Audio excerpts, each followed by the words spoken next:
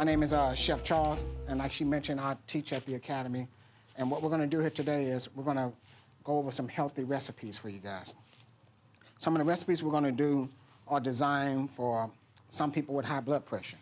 Some of them are designed for people who are diabetic. Some of them are designed for people with high cholesterol. So the couple of dishes we're going to be doing will be breaking down each section. Does everybody understand what I mean? As far as the potato salad that we do, that one's more designed for somebody who have high cholesterol. The barbecue sauce we're going to be doing today is designed for somebody that may be diabetic. And also the chicken that we do and the spice blend we're going to do is designed for someone who has high blood pressure. So we try to cover all three categories while we're doing the class. And I brought along a couple of my students with me today. Ms. Vanessa, she's going to be doing the barbecue sauce for you. Ms. Dolores, she's going to be demonstrating the potato salad. And Mr. Jose is going to be demonstrating the spice blend and also the chicken. What we're doing now, we're going to make the barbecue sauce. And we're going to make what's called a low-carb, low-sugar barbecue sauce. Because the reason why we're doing this is a Memorial Day is coming up. So we decided that we're going to do the healthy cooking class. Why not do it in a Memorial Day theme? So the Memorial Day theme would be more barbecue, potato salad, sauces, and different things like that. So it's kind of good to know because you get a chance to actually get a spice blend that actually has no salt in it. So if you know somebody that has high blood pressure, it actually helps you control the high blood pressure. We're going to do a barbecue sauce that has very little sugar in it. So it's actually pretty good as far as somebody that's diabetic. And the reason why I do a lot of these classes, and you hear me say over and over again, is because I'm diabetic. I got high blood pressure, so I design a lot of my seasons around my blood pressure to try to maintain that. I design a lot of the sauces and desserts and stuff that I do around my blood sugar. And I figured out, because we were talking about this with one of the students at the school a while back, and how he said he was 270 pounds when he was diabetic. I was 228 pounds when I was diagnosed as diabetic. And from that point on, I knew I had to make a change. So what I got into more nutrition and start converting it into more forms that was better for my body. And I found out, man, this turned out to be pretty good. You know? Maybe these sugar-free muffins turned out to be pretty good. This diabetic barbecue sauce turned out to be really, really good. And I found that I actually started liking eating healthy, and I like eating vegetables. So what we're going to do is we're going to do a combination of lean meats. When we do the skewer, when the student come up and show you the barbecue skewer, it's going to be using chicken breast with the fat removed off of it. And then to give you guys a peek of what it looks like, this is some of the stuff that we're actually going to do. And when we do the skewers, you can use basically any type of vegetable you want on it. Today we just use onions, peppers, and cherry tomatoes. If you want to use zucchini, squash, anything like that, that's okay. You decide what vegetables you want to put on there as long as they're all healthy. So what we're doing now is Ms. Vanessa's going to come up and she's going to demonstrate to you guys the low-carb barbecue sauce. Show you guys how to make a barbecue sauce. And what we're doing now is what's called conditioning. Does anybody know what I mean when I say condition the pan? A lot of times when you see a recipe and it tells you to condition a pan, it's telling you to heat the pan up, but don't put anything in there. Don't add anything to it for the simple reason that you want the pan hot when you start cooking your products. You hear the phrase over again, you can't cook anything in a cold pan. So right now we're going to condition the pan, and what she's going to do now, she's going to add in the oil and your onions. Let's go about half of the onions.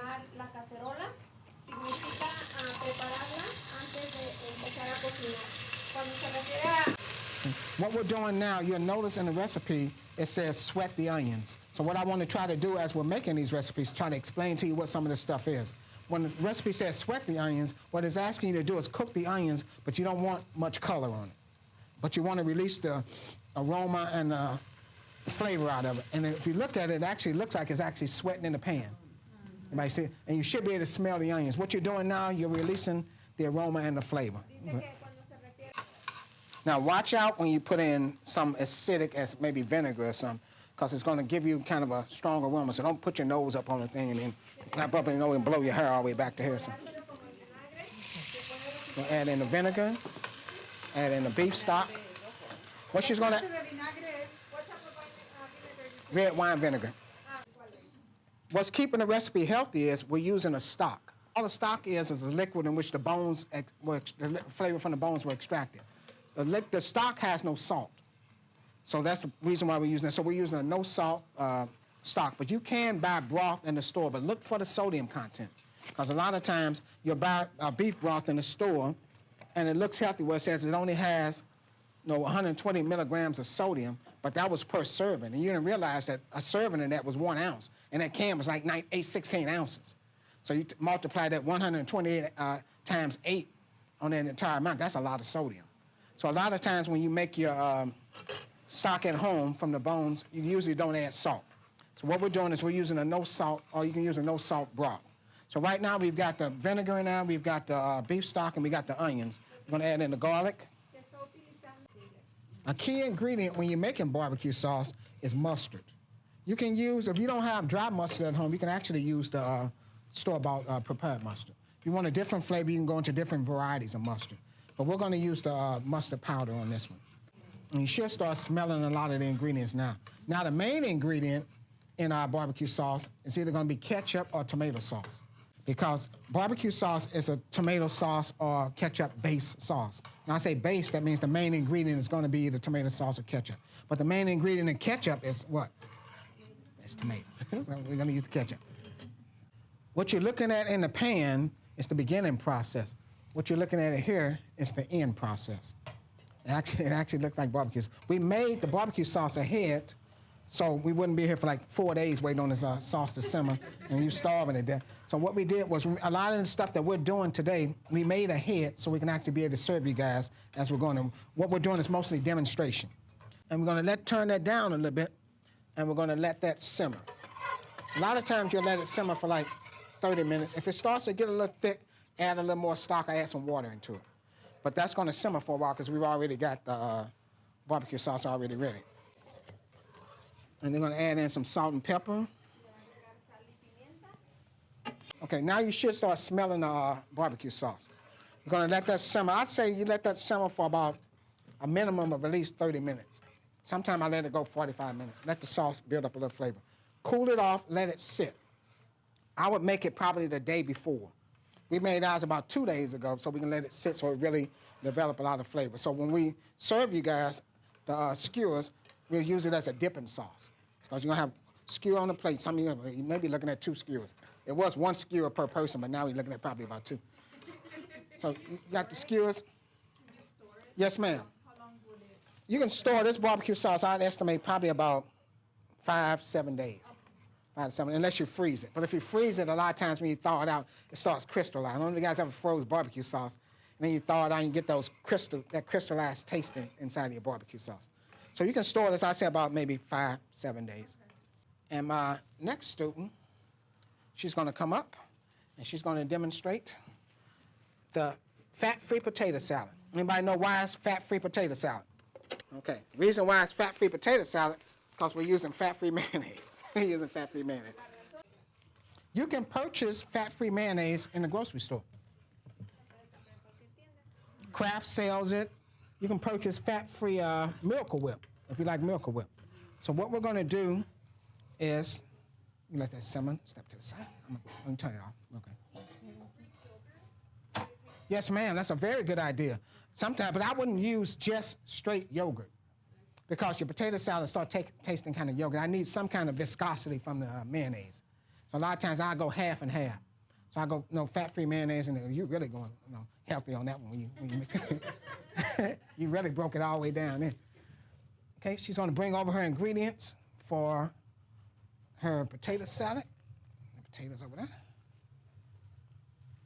In our potato salad, we're gonna have potatoes, which is the reason why it's called potato salad. Celery, onions, mayonnaise, mustard, a little bit of parsley, salt, and pepper.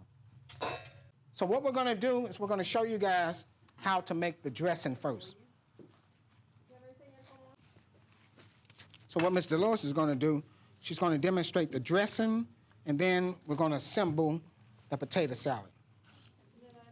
She's asking which potato is better, red skin potato? Very good question. Good, the guys are asking questions. That's good, very good question. It depends on taste. If you want a more firmer potato salad, I would suggest the little red potatoes, because they hold their shape better. If you want a softer potato salad, then I would go to the russets. The russets may not hold their shape, but they have a little bit less starch in them. They actually make a pretty good soft potato salad. The firmer ones, the little red potatoes, no, you can cook them for a while and they still hold their shape. If I want people to see the shape of the potato, then I'll probably go to the red. You can go to Yukon Gold, you can go to fingerling, any type of potato that you got a taste for. But if price-wise, probably the russet would probably be your first choice. And then after that, maybe the little red new potatoes. Shape-wise, I would probably go new potatoes, second russet, then get into Yukon Gold and fingerling and different things like that. Or if you want to, you can do a combination of different ones. But make sure that if you're doing a combination of different ones, you're doing a combination of soft ones and a combination of firm ones.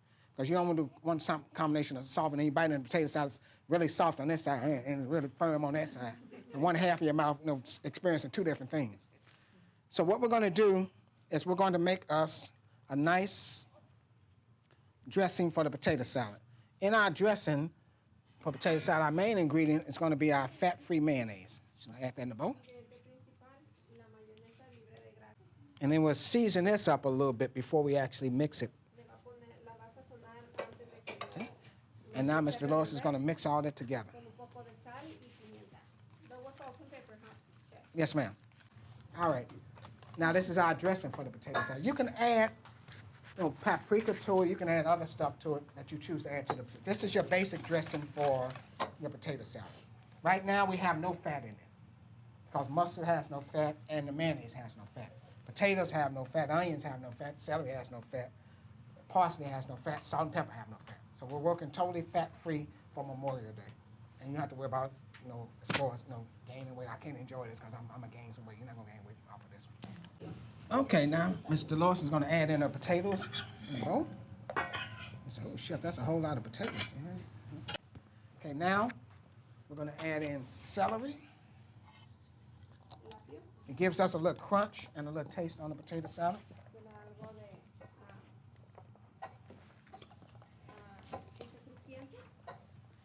We're gonna add in our onions. Yes, ma'am. And if you want to, you can add red onions and different things like that. It's a choice. It's all a preference.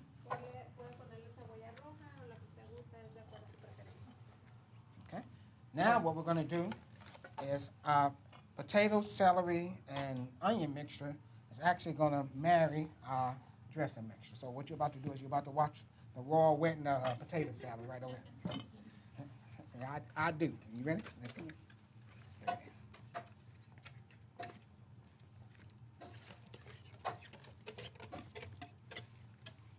Now you're looking at basically a totally fat-free potato salad.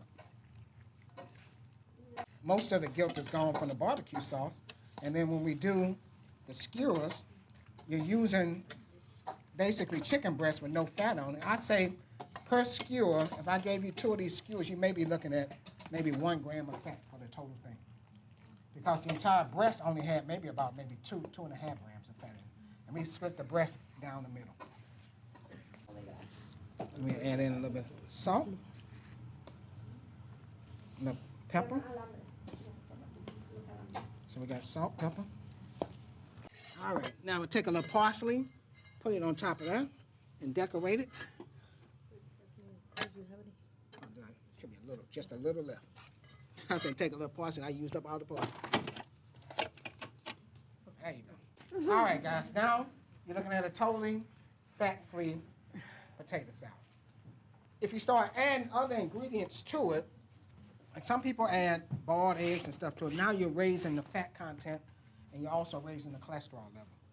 What we're looking at now basically is very little, basically almost no cholesterol, no fat, because we never added anything in here that actually added that in there. But like I said, you start adding more stuff into it, then you're actually going to start raising it. You notice I only put a small amount of salt in there, same way I did with you guys, and a small amount of pepper. But this is your fat-free potato salad. Next, my other student, Jose, he's going to come up. He's going to be our anchor leg on the relay team. Our anchor leg is going to show you guys a spice blend. So far, you've learned how to make the dressing. You learn how to make a dressing. You learn how you sweat your onions. And when we did the barbecue sauce, it's something I failed to mention. When we did the barbecue sauce, and I was telling you guys that we were sweating the onions. I said, when you sweat the onions, you don't want any color, but you want to release the flavor and the aroma. Anybody know why you add the onions into the pan first? The reason why your recipes, you'll see all your recipes, they tell you add the oil and add the onions first. The reason why they tell you to add the onion first is because the onions actually release their flavor into the pan. So if you cook the onions first, everything that you cook in that pan will taste like what? Tastes like onions. If you wait to add them, you're not going to pick up much of the flavor of the onions. And what I'm doing now is I'm going to condition our grill. You can do this on various types of grills. I brought another grill in, a lot of people have at home, which is a heavyweight champion George Foreman. A lot of people got George Foreman grills at home, so that's actually pretty good to do a lot of your skewers. I use the George Foreman grill because it drops the fat down into the pan. And give you an alternative to using your other barbecue grill at home. You can use an outside grill, you can use the George Foreman grill, or you can use one of your flat top grills. We're going to use the flat top grill to show you guys how to do the skewers on that one. But if you choose to, you can do this one, or you can use your grill outside or whatever it is, or you can use one of the range tops. Those cast iron that you put on top of your flame and then has the grill marks on it, and you can actually use that for your skewers too. You have to be really careful because sometimes they smoke up really bad. Cast iron retains a lot of heat, so it'll smoke up and then set off your smoke alarm, and then the next fire department coming, you only did 2 skewers. You still got 15 more to cook. To keep it healthy for people with high blood pressure, it has absolutely no what in it. No salt. It has no salt. So what we're doing is we're designing each one. The barbecue sauce that we demonstrate to you guys was designed for people who are diabetic, who have trouble with their blood sugar. The potato salad was designed for people who have trouble with their cholesterol. And now the spice blend that we're going to do is designed for people who have what? High blood pressure. High blood pressure. Okay. And what I'm doing now, like I said, I'm conditioning the grill. Everybody remember what I was telling you what conditioning was. We don't have anything in here when we condition the grill. I'm trying to make sure I don't turn it up too high because it's been a couple of years since I used this grill, so it may flare up all the St. Louis Avenue and take the stratosphere with us. Okay. So what he's going to add in now is the paprika. Just pour it right in.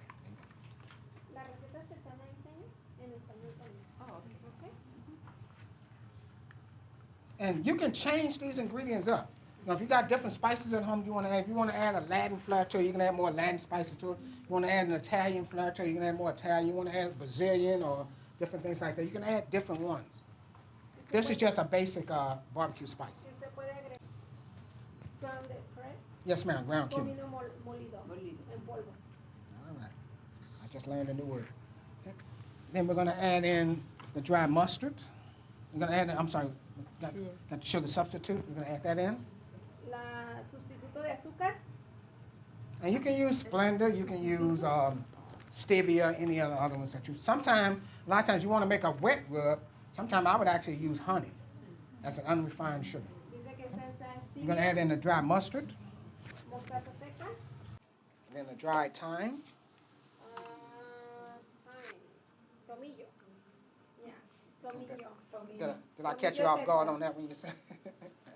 I caught you off guard on that. Hold on. That's okay. Then we add the dried oregano. I cook a lot, that's why. That's okay. Oregano, seco, no fresco. And then we're going to add in a touch of our cayenne pepper. Y un poco de pimienta de cayena. Okay, now he's going to mix that up.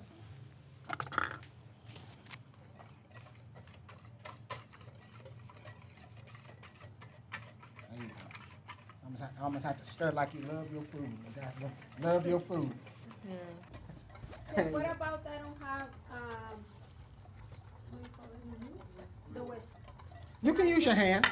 A lot of times, Okay. if you don't have a whisk, come right in here, mix it right up. A lot of times at home, I do it myself with my hand, because that way I can feel that it's much more blended in. We use the whisk more for demonstration for you guys, but when we made the blend in the classroom, we were using our what? We were using our hand. Now, what he's going to demonstrate for you guys is the skewers. Remember I told you guys that we used the chicken breast? And what we did was, we took the chicken breast, and you guys know how the chicken breast is shaped. We took the chicken breast and we cut it lengthwise, the shape of it. That way it can fit on the skewer almost like an S, like a snake. So what he's going to do, he's going to demonstrate to you guys, and he's going to make 2 of the skewers. Give you guys a tip. Whenever you use any wooden skewers to actually do a barbecue, you're going to have to soak them. You have to soak them in water. That way it saturates some of the wood. Because if you don't soak this thing in water and you put it in, and then you turn your grill on super high at that, and then soak the skewers, and you throw it on the grill, it's catching on fire, and the wood, the skewer disappearing, all your meat just hit the grill. And you burned up the skewer. I'm going to demonstrate the first one, and Jose's going to demonstrate the second. And like I said, it's up to you what vegetables you use. I like the cherry tomatoes, and sometimes I throw zucchini, squash, bell peppers, red peppers, green peppers. You can get as creative as you want. But stay away from some of the harder vegetables. You know, you don't want to put pumpkin or nothing like that on there. And then that thing cook in 2 minutes, and then all your teeth, you know, you're missing all your front teeth because you bit into that hard pumpkin. We're going to add on the onion.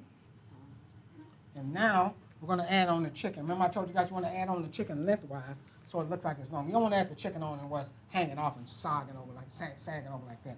So what we're going to do, we're going to add the chicken on, and we're going to add it lengthwise, almost like in an S motion. So if I do it like this, it's hanging in. Then you serve this to your guests.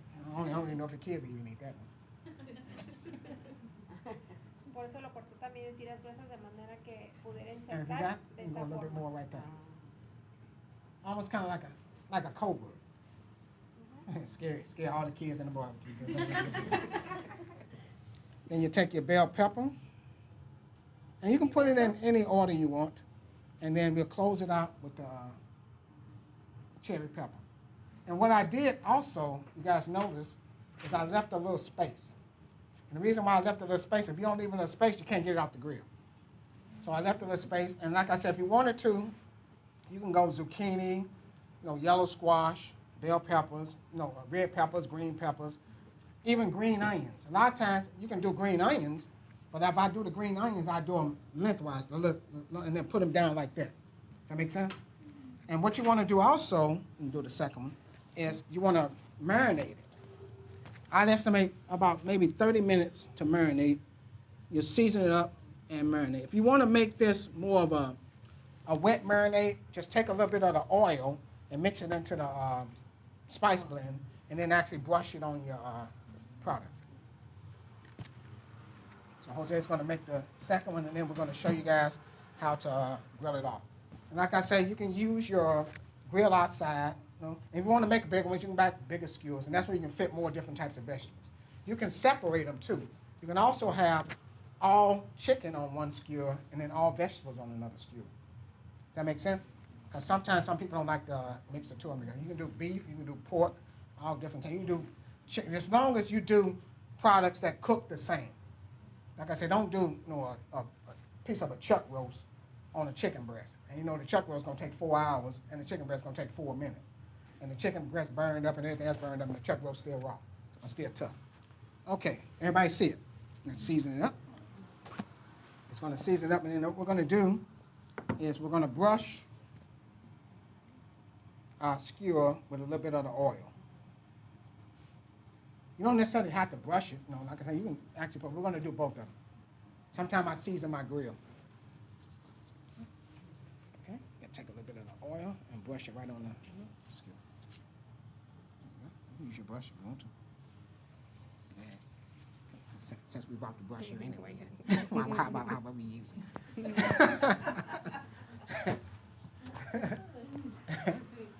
How about we utilize that brush we brought in?